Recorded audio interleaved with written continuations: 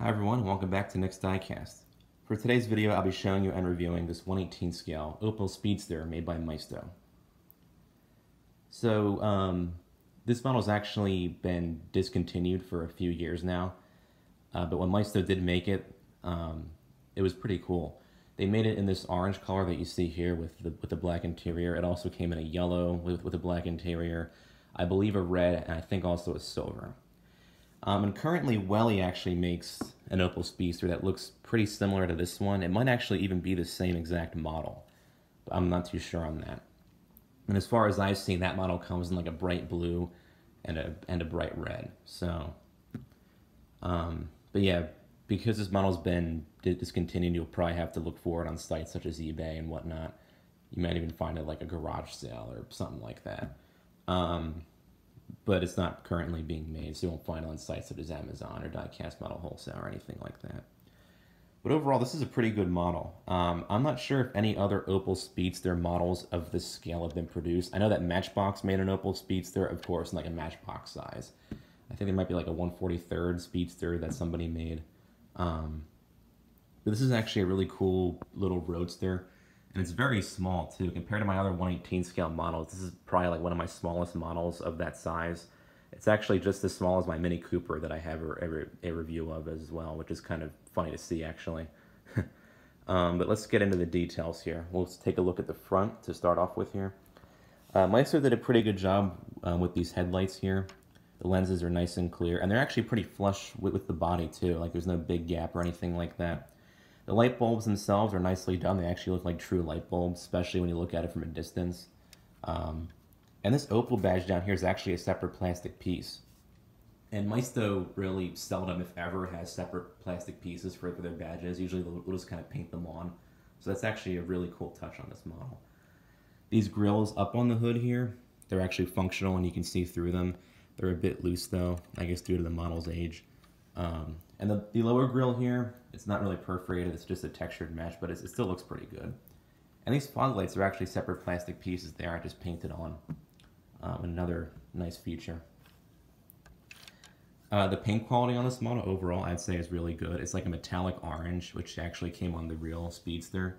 It looks really cool, especially in like the sunlight. It has like this kind of sparkly hue to it. There's a little bit of paint damage. I had this model since I was like 5 or 6 years old, so it does show its age. I used to make the wiper move on, you can tell with the scraping on the windshield, so it's a bit of a mess. Moving on to the wheels here. Maisto did a pretty good job with these rims, you know, kind of the basic 5-spoke, but they actually look like they have separate lug nuts in there a little bit, which is cool to see. Brake discs don't move with the wheels themselves, but they are pretty detailed overall, and there are little calipers there too. Of course, you do get full suspension on this model and steering, pretty much standard on every Maisto model. The mirrors are plastic, kind of a rubbery plastic, and they are a bit kind of bendy. They aren't really loose or anything, but I wish they maybe did them in metal so they were kind of like a stronger mirror, but it is a Maisto, you can't really have like perfection with that kind of stuff. These side vents on here, they're also perforated mesh, so they look really good from a distance especially. And there are grills up on this side of the car too, on the engine cover, which are also perforated. It does have an antenna up here, very, very loose. I might actually take that off and just glue it back on so it's not so loose. Good job back here with the badging. It isn't separate plastic like it is in the front, but it still looks pretty well applied with the silver paint here. There's the Opel badge and there's a Speedster badge right here.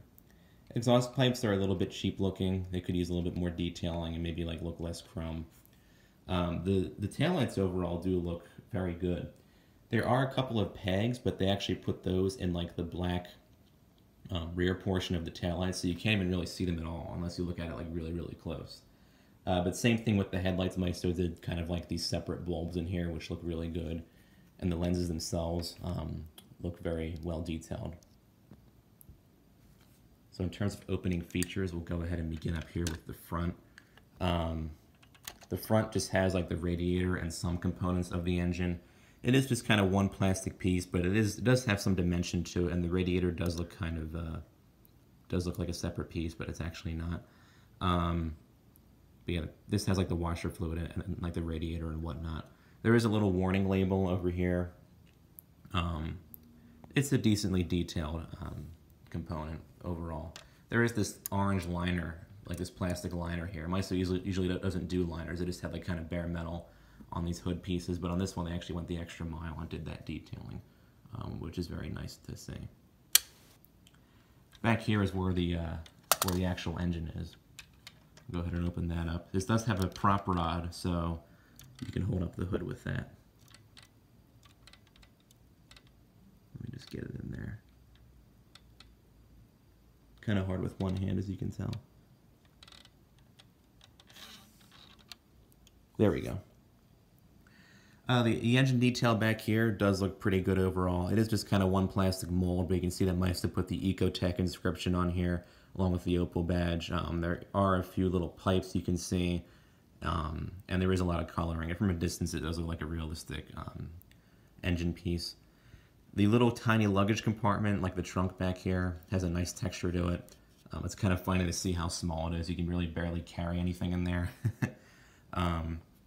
Overall, I'd say fairly well detailed back here. Go ahead and close that up. The doors are a bit stiff when you open them, despite this model being like 15 plus years old. Not really sure why that is. Interior detail, I would say, is very good. You can see Maisto added a nice like leather pattern to these seats here, and they look like leather too if you look at it really closely. And pardon the dust, this model was actually in storage for quite a while. I'll have to get that cleaned up and everything. Seat belts look good too. And they also do a separate piece for this parking brake here. And the flooring is also really nice too. They actually do a rough texture that's almost like carpeting. And the dashboard also has like a leather pattern on it. Really, really well detailed, especially for a Maisto model from the early 2000s. The steering wheel kind of has this like carbon fiber texture to it, as you can see here, and there is a little airbag logo and 2 horns. Really good job overall. The buttons, the few buttons that are in the center console, they're nicely done and they're painted on there. They're nicely well applied. Door panels also have that kind of leather look and pattern to them. They look pretty good overall. But overall, yeah, this is a really solid job on the interior here. There are silver exhaust pipes, silver pedals down here that look kind of like the brushed aluminum that the real car would have on it.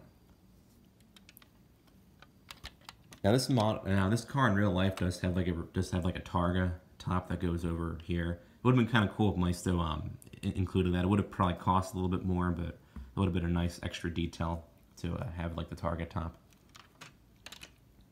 You can just tell how small this model was from a distance too. Undercarriage detailing, not too much to see. A little bit of the engine kind of pokes out back here, so that's kind of cool to see. But overall, not really that much to see in terms of that kind of detailing.